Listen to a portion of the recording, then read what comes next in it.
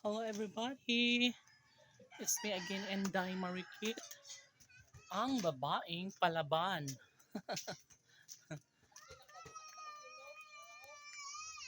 Nahirapan talaga ako bingkay. Kanina mga kaibigan ko kasi ang likot niya. Talon siya ng talon. Kaya sobrang mahirap na tanggalin sa tali, no? Sa pagkakatali si Bingkay. Hi Bing! Kain ka lang dyan, Bing! So yun nga mga kaibigan ko. Oh my God.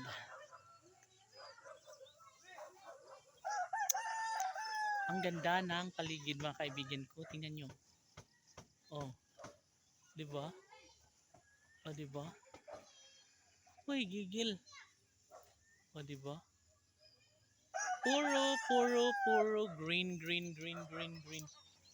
Diyan ka lang, Bing.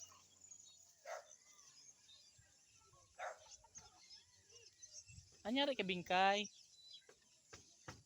So, yun nga mga kaibigan ko. Nabigyan na natin yung kliyente natin. Naibigay na natin yung para sa kanya. Nakapag-cash out na siya. And, ayun, balik tayo sa ating pag-video. Kasama natin si Ate Chichi ngayon. Yung alaga kong aso na kakulay ng isang salagubang. And of course, ito talaga ang pinaka the best mga kaibigan ko pag natong oras ay sobrang ang saya-saya.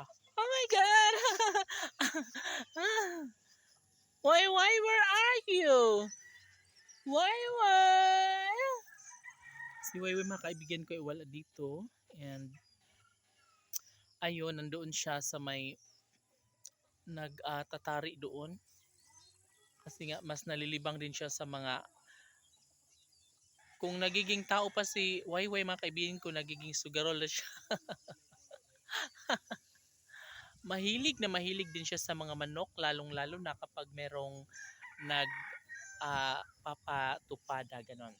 So anyway mga kaibigan ko, hayaan ko lang yun si Bingkay doon sa taas, and si Wayway ay sobrang busy sa kanyang laban doon.